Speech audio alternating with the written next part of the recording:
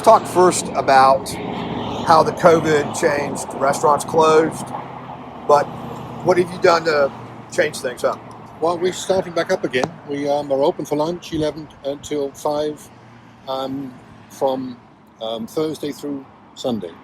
That's our start. Then we're going to back into Wednesday, and then we're going to start doing dinners on weekends. So we're taking it in phases as we go along. All right.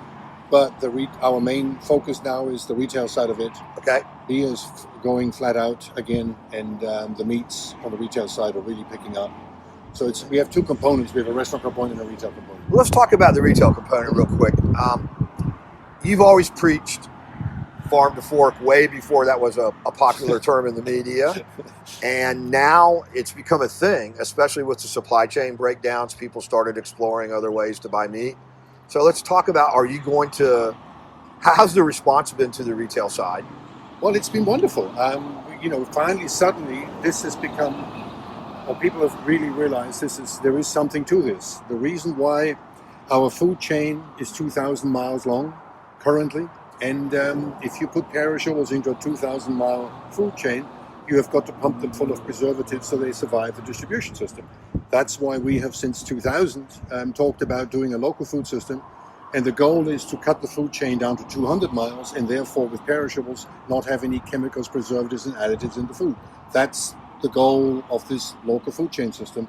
It's not just supporting local farmers, but it's also about healthier food, less chemicals, less preservatives, and so on and so on. So those two go together. And let's talk a little bit about that now. That's become a new thing. In fact, I just got off the phone with a nutritionist this morning. Yes. And she said, you can eat meat, but this processed meat is really bad for you. Yeah. So let's talk about how you make your meats. And again, I try to avoid the word processing of food, period, because quite honest, the biggest issue in our healthcare debate is we eat too much over-processed food. So when they say, "Are you processing your pigs here?" I always cringe because we're not a processor, we're a butcher. So that's right. Literally, from a word point of view, there's a difference in there. So what do we do? In fact, I just come back from Acre Station. Once a week, we order our pigs straight from a farm, and they come to Acre Station, the slaughterhouse, and there they quarter them, and then we go there and we pick them up in a big, what used to be a fish box, and bring them here. And as we just saw just now we're cutting them out. So these pigs we're cutting out today were still running around the farm 2 or 3 days ago. So this is really short. All right, and you've offered an option for delivery. Yes. Is that going to continue during the yes during the season and once things get back? Yeah, I think delivery is here to stay. Amazon is booming. They are doing delivery on that scale. And I think delivery, yes, absolutely. Delivery is going to stay. There are several options. We self-deliver, we self-distribute our beer already.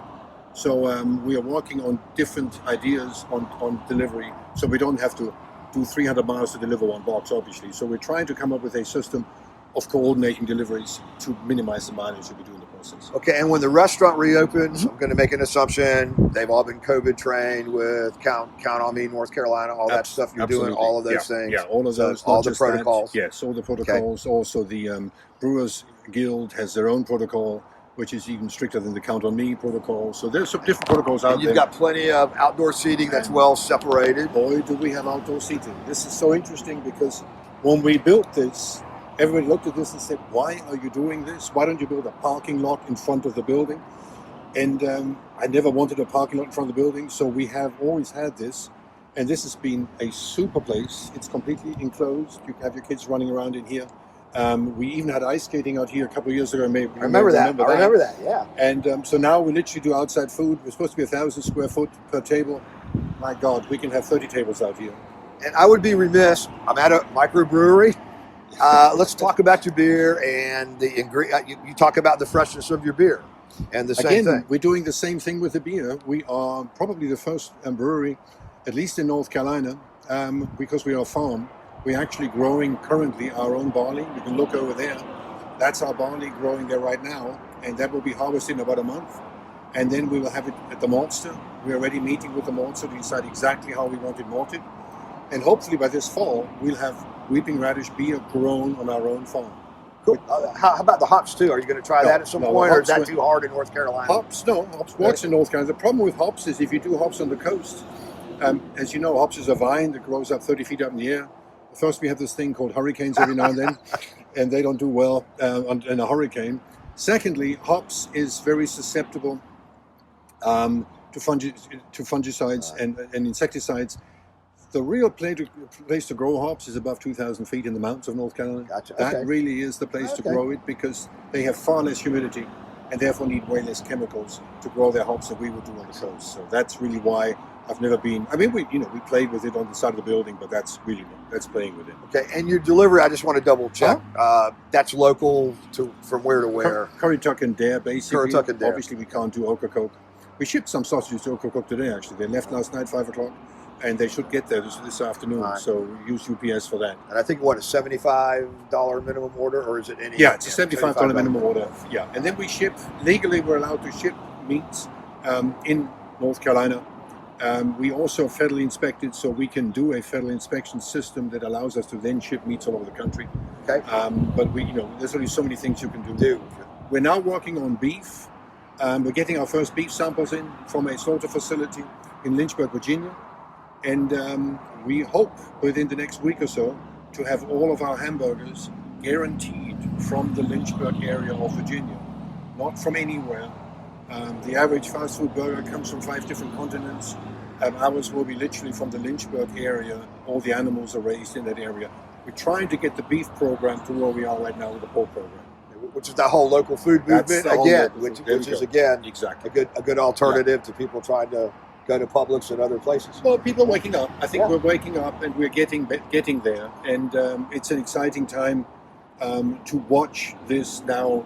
It's always been in the fringe, and now it's becoming more mainstream. Okay. It used to be some left-wing nuts in Chapel Hill did that, and nobody else. And but it's changing, and now it's a big deal. It is a big deal, and I think the health professionals are getting involved. And when we look at our health issues. And let's be clear, local food is more expensive than going to 7-Eleven and buy or the dollar store. There is no doubt about it. The problem with cheap food is that it is full of chemicals, and the cheaper the food that you eat for the first 30 years of your life, the more expensive the healthcare is going to be for the next 30 years of your life. And that really is what you need to understand, is you're basically paying forward, you're spending more money on food at the beginning, but you'll have far less healthcare costs at the other end of it. That's one of the biggest problems in America, is our healthcare, because our food is so overprocessed that it just leads to all these health issues down the road.